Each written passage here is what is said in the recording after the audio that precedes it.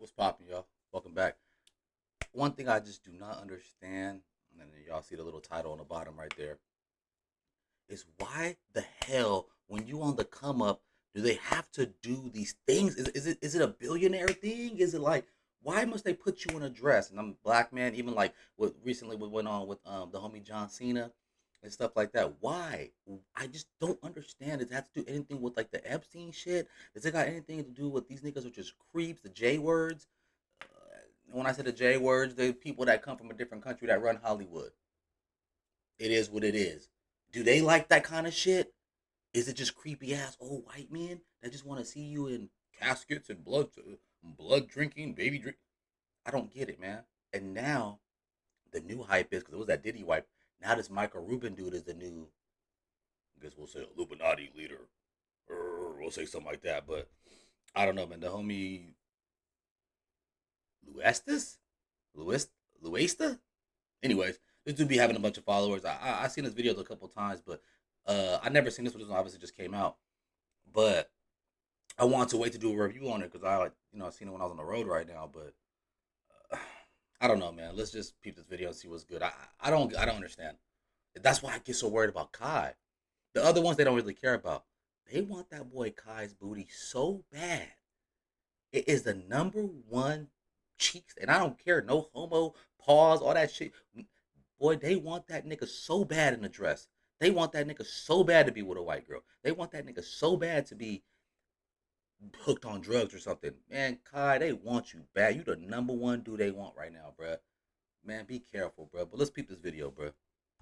A lot of times, the nerdy whites, they want to partner up with the kids at the pool table. Snoop told a story one time where he said the dudes from Uber was with Suge, and they begged Suge to come introduce them to Snoop. These dudes be going to seed capital. I just want to be around Kevin Durant. I want to be around Nas. I want to be around all of these cool people that I grew up on. I was the nerdy dude. Now I got enough money to mesh with them. Everyone knows that money rules the world, Right. and the rap game is no exception to that rule. But the puppet master behind many iconic artists is a truly sinister and creepy man. Michael Rubin is an industry tycoon, and his name really started circulating along with this embarrassing clip of gangster rapper Meek Mill, as some of you may recall, where bro was literally bunny hopping like an absolute psychopath on. Wrong. When Meek was going, he has got a situation with the lift this up a little bit. The judge. This judge was messing with him. And remember in the beginning of Meek's career when he was getting locked up like every 6 months because this one judge lady was just on his bumper. She wasn't rocking with him, and I guess him, Michael Rubin, and Robert Kraft, for some awkward reason, who has nothing to do with Philly, because Michael Rubin owns all the Philly teams. Him and Robert Kraft fought against a judge and got Meek released, and permanently now that judge is not out of his case. He doesn't have to deal with this judge who's been like literally tormenting his life for like 10 years. And that's when Charlamagne brought that boy up to Breakfast Club and started like, who are you and stuff like that. And he was like, I just own the Sixers and whatnot, and I want to help Meek out. And then I guess you could say the rest is history. So I'm not trying to say wrong like that. My bad. Sorry, I'll take that back. But this happened. This happened way later. Allegedly, he said it was a bet on the tennis court. Cap, as the kids say. So. On camera. Oh, let me Why you doing? my bad. Oops. Buddy hops Let me. speak because you got your ass beat in tennis. You got your ass beat. Keep going. Count out loud. Count out loud. And it's slowly coming to light that he is your favorite rapper's favorite billionaire, orchestrating a large network He of looks young just black like a talents nerd across hip-hop and who just wants to be cool. sports. Even the likes of 50 Cent have been seen clowning rappers close to Michael Rubin. Damn, From the 50 outside looking in, it seems like a pretty good idea to associate yourself with a billionaire, as there are countless benefits being tied to such wealth. But the quote-unquote benefits that Michael Rubin comes with tend to be questionable at best. Don't be making fun of me when I'm drunk. You're gonna get another drunken hug. Because they love the fact that sometimes they'll be like, "Hey, you know what, man? You've been a good boy. You know that little baby? You've been a good boy lately. So you know what? Here's a bust down rollie. Here you go, Ty. Here's a bust down rollie avalanche, right? Here's a rollie. Here is a phantom. Here's a ghost. Here's this new AMG, blah blah blah blah that you can't get your hands on because you're a little black boy. But you know what? I got it for you. because you one of my favorite boys. Fuck out of here, nigga. Tonight, I don't care what anyone says. You're getting a drunken hug. You too. You too. Drunken hugs are coming tonight. It's your boy Luesta, and today we're gonna unpack sorry about that. Go give him a follow. Hold that Michael Rubin has on hip-hop culture. But before we get ahead of ourselves, we gotta understand his origins in the world of hip-hop and the power that he holds outside of the game that you'll see extends farther than anyone really knows. With 11 big B's to his name, it's hard to imagine Michael Rubin ever starting off with humble beginnings, but that's exactly how the story goes. Like many kids, he started shoveling snow when he was only 8 years old, and by the time he was 12, he had a ski repair shop that eventually raked in $125K a year. His keen eye for business carried into adulthood, and perhaps his most important money move came in an early investment with Fanatics, the top sports merchandise company in the entire world. This wasn't a one-off expense though. Rubin loved sports, and he eventually was inspired to purchase the Philadelphia 76ers and became its most popular owner, despite sharing the team with several others. And it was courtside at a Philly game where he met the gangster rapper Meek Mill, fresh off the scene after coming up with moving and raw bars like these. Some summer nights can even turn cold. In the streets of Philly where niggas don't even get to turn old. My heart pumping to it turn gold. The two men were from completely different worlds, but they would end up having far more in common than one would expect. And they would begin to bond over sports, business, and more. As conversation continued, no one would expect the can of worms that was about to burst open from this single interaction. And it would change the course of modern rap entirely. So my daughter was just talking to Nikki, and Meek's like, you know, in his way, he's like, who are you? I'm like, you know, the Sixers guy. No. And then within a second, what I loved about Meek from the moment I met him, he just started peppering me with business questions. Like, hey, if I want to do this, how would you do that? And if I want to do this in sports, and if I want to put this deal together. And in a lot of ways, he was a similar version of me from a completely different environment. They continued to meet a few times as a friendship was truly beginning to form, and in their talks, Rubin would eventually learn about Meek Mill's ongoing legal struggle. One night, maybe this is what I'm talking about now. At the games, maybe 10 times, and we were at halftime. And I'll remember this for the rest of my life. I said, hey, I'm going with some friends to the Brigada afterwards. You want to come? He said, I'm not allowed. I'm like, do you need permission from your mom? That's literally what I said to him. I said, you need permission from your mom? I was joking. I was being a wise ass. Yeah. He's like, no, I'm on probation. I'm like, how's this probation thing work? He's like, I'm not allowed to leave. You can't go across the bridge. 10 minutes. He's like, I'm not allowed. I'll get arrested. I'm like, but what'd you do again? You see, Meek Mill was under serious pressure from a 2007 incident involving a case where he was locked up for illegal firearms. That billionaire came and was just like, oh, word? He got 2 years behind bars plus 5 years probation. And when his probation period was supposed to expire, a hard-ass judge continued to hold him on a legal leash. And things would not change for him as he grew older, even though his rap career was flourishing. In 2017, Meek picked up more probation charges for popping Willie and getting mixed up in an airport brawl, violating his current restrictions. And when Michael heard about his new friend's struggle and realized it was a problem on the judge's end, he decided to step in. I'm not gonna say who I called. I started calling I'm not gonna say who I called. Importance to find out, is everything he's telling me true? Like, I was hearing all I was hearing was everyone loves him, but he's got this crazy judge. But you know what? I want to make sure I'm always on guard. If you're in my situation, you're always. And so I kept getting back. He's done everything he's been asked from a probation perspective. You know, he's well liked. He's a good guy. Yeah, he's a little bit on rap time sometimes, but this is a good guy. You know, he's doing lots of charitable things. I wrote this letter, which I never thought it would become public. It became very public. I wrote this letter and basically talked about my relationship with him. I basically said, like, look, this has become one of my closest friends. Like, you know, he knows my daughter well. He knows my mom. You know, he knows, all of my, partners in the Sixers. Despite Rubin's letter and his appearance in court during the hearing, the judge still sentenced Meek to 2 to 4 years in prison. This was a shocking verdict considering everyone involved had strongly recommended against prison time, including the parole officer. It was abundantly clear that the judge had a vendetta against the young Philly native, but lucky for Meek, he had a billionaire friend in his corner of the ring. I look at Meek, and he always wants to be Mr. Tough Guy. His eyes turn pink. There's tears coming out of his eyes. I can't remember the last time anything made me tear up. I have tears coming out of my eyes, and I looked at him. I'm like, I will not stop until you're out of prison and she's off the bench. And that's exactly what he sought out to do, pouring over $6 million alongside Jay-Z to hire the best investigators and lawyers to fight for Meek's freedom. And to Millie, it meant the world. You're now sitting in an orange jumpsuit, and you're still smiling from ear to ear. I don't get it. Like he said, if it were me, I'd be so mad.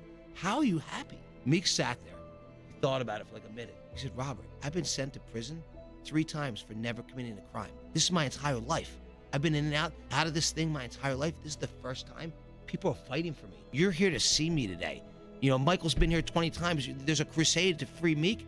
This is the first time that's happened. All that effort was worth it in the end, as the judge would eventually get revealed to be super corrupt, even beyond A black the courtroom. judge? Aside from multiple weird cases on her end, she was also secretly spying on Meek and even demanded he drop her name in a song. Some pretty strange behavior. But the real win in all this was for Michael Rubin, who was quickly being hailed as a model billionaire and culture icon. He kept riding this wave when he established the Reform Alliance with Jay-Z to combat legal system failures. We said we're going to get 1 million people that are on probation or parole that shouldn't be out of the system.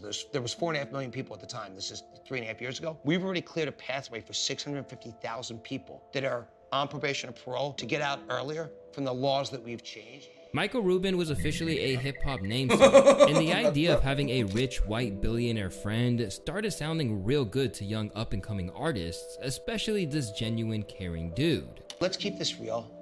When you're financially successful, it's easy to give money away, okay? I give lots of money away. That's easy. What's hard is to do the work. But it wouldn't take long for the more sinister intentions of the richest man in rap to emerge from the most unseeming shadows. And it was too late for those that flocked to him. The friendship with Lil Baby, what was it about him and your guys? I find him attractive. That's probably what he's gonna say. Baby is absolutely one of the best human beings in the planet. There's never been a thing. My daughter likes his music, so now he's my new toy. Perspective with the Reform Alliance. There's never been anything. He's just such a great human being. I love his work ethic. When you hear his story, and I don't know anything about music, so when I met him the first time with Drake in the Bahamas in 2020, and he's telling me his story. Of course you were with Drake in the Bahamas. Jail a couple years earlier, he never rapped, and now he's got this great, kind of music career. You just want to root for the guy. Rubin's new influence pulled in big names: Lil Baby, Travis Scott, and Quavo, to name a few. Successful people hang out. It made sense at the time, especially given Michael's recent investment hugging up on him. But a noticeable pattern began to emerge in these relationships that made people question his intentions. Why are you doing bunny hops, Meek? Because you got your ass beat in tennis. You got your ass beat. Keep going. Count out loud. Count out loud. Keep going. Keep going. Don't cheat on your bunny hops. They suck. Your bunny hops suck. You got 250 more to go. Yo, super weird the dynamic. real crime is how skinny Meek Mill's legs are. What was going the on. hell? Bro, this is some house slave type shit. I'm gonna hop for you, massa. When he lost, he went straight to hopping too. Man, the rap game is nothing but a modern day plantation. I discussed this. Please find this most recent interview by Tyler, the Creator. How he was just talking about the rap game. I'm not gonna go too much into it, of course, because I'm already stopped and paused it 10 times already. But damn, the last person who I always thought was kind of a funny, weird dude. You know what I'm saying? I didn't like his rap when he first came out, but now he's part of the OGs who be like, man, rap is hecka whack now, and talking about how it's a great interview, man. Go peep it. Situation in much more detail in my video about how Meek Mill destroyed his career. But one takeaway from that video is that this was all weird behavior for a man like Meek Mill. A respected street artist who really portrays the image of a gangster. It just felt really weird for him to do something like this. And due to all the negative publicity he was receiving, Meek Mill tried to explain that this was a game played in prison. But of course, that only got him flamed even more.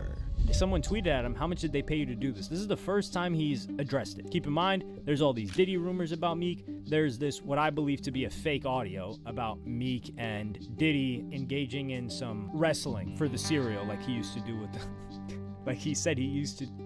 People have this assumption that Meek is doing zest activities with Diddy or potentially gay. I don't believe that. So he says, this is a game I started from prison. We used to make killers do bunny hops when they lost because it was too hostile for money. A YouTube channel, the link. This be us. I'm gonna get Rubin to bunny hop for me, okay? LOL. I'm gonna teach him D-Thang hop. I don't even know what half of this means. The fact that he said we used to do this in prison and we used to make killers do bunny hops. This is one of those things where if Meek was right next to me and showed me the phone, anybody really, I'm looking at him like, dog, that is not what you want to send out. You used to make killers do bunny hops. What? What are you talking about? I get it. The guy done the interview or talking right now is not black, but I get it. The bunny prison hop gang has no There's no money in there. effect on Michael Rubin. Most people don't even know Non-blacks Michael Rubin is won't the get owner that. of the company that he owns. The clip of him doing bunny hops got so much attention that it resurfaced amid the Diddy allegations a while back as well. To make matters worse, this wasn't an isolated incident, as Lil Baby was another rapper who was a victim of one of He likes Rubin's Lil house Baby a bets lot. that caught people's attention, and not for a good reason. What's the bet? I go to sleep from 5 to 4, you get 6 braids. 6 braids coming off your head. 6 braids off the back of your head if you fall asleep from 5 p.m. until 4 a.m. My entire head. Bet. Bets between friends aren't unheard of, but the eerie part of all of this is that we never even seen Rubin lose.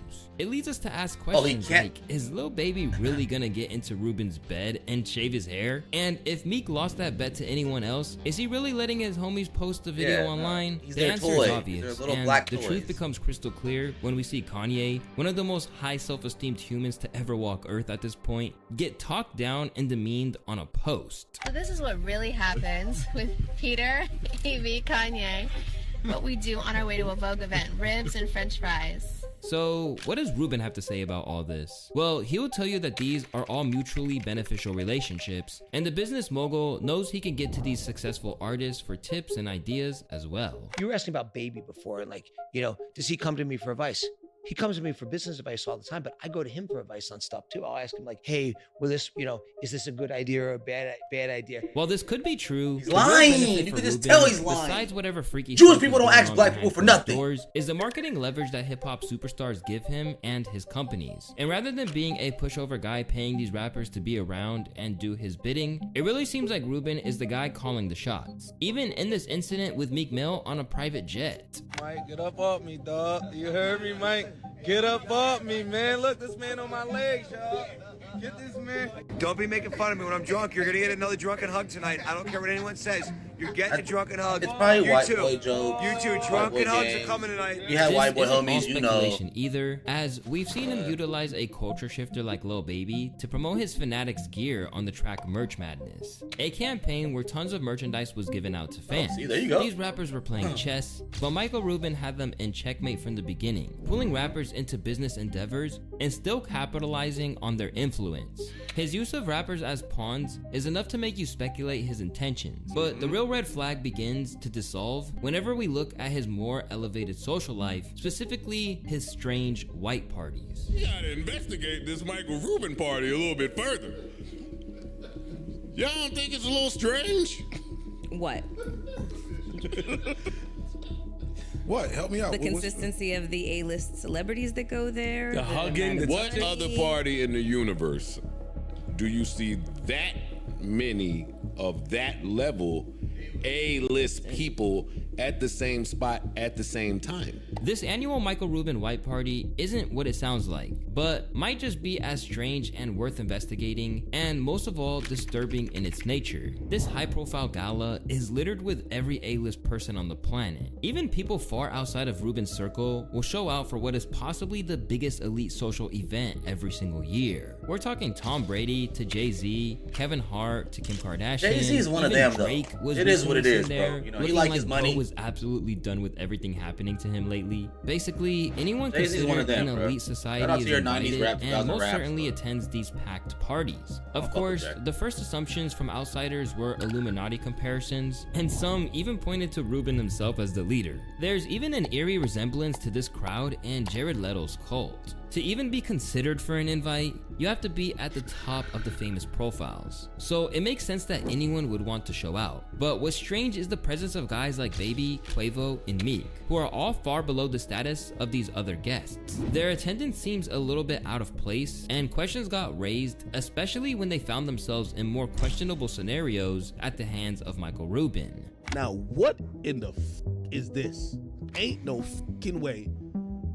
These motherfuckers got him in a reverse Oreo and he's showing all teeth. That guy, Michael Rubin, he needs culture. I listened to him on a podcast and all he talked about was trying to sell to culture. Well, here's the thing. You having $1 billion don't matter if niggas don't fuck with you. So what is it in your benefit to do? Befriend niggas. Befriend the hottest, like throw the best parties. Who knows how much money? He probably lost millions off of this party. With the Diddy Party Academics activities is the coming to biggest light, coon in the it's world, no but he ain't surprise that lying. people are beginning to question what goes on at the Michael needs Rubin them and estate. they need him. With culture floating around the Puff Circle just 20 years ago, the same strange occurrences seem to be unfolding around a 51-year-old billionaire, especially given his relationships with the top of hip-hop. And now we're left to wonder why what lies ahead seems both familiar and uncertain. Yo, what the f? That says Rubin on his underwear, yo. I just noticed that. Yo, Michael Rubin got the hose. Is that real? Yo, that's crazy. Yo, is that real? Yeah, that's crazy. God damn, bro. Yeah, Michael Rubin got a chokehold on this shit. Like I ain't seen somebody have a chokehold on this shit in a long time.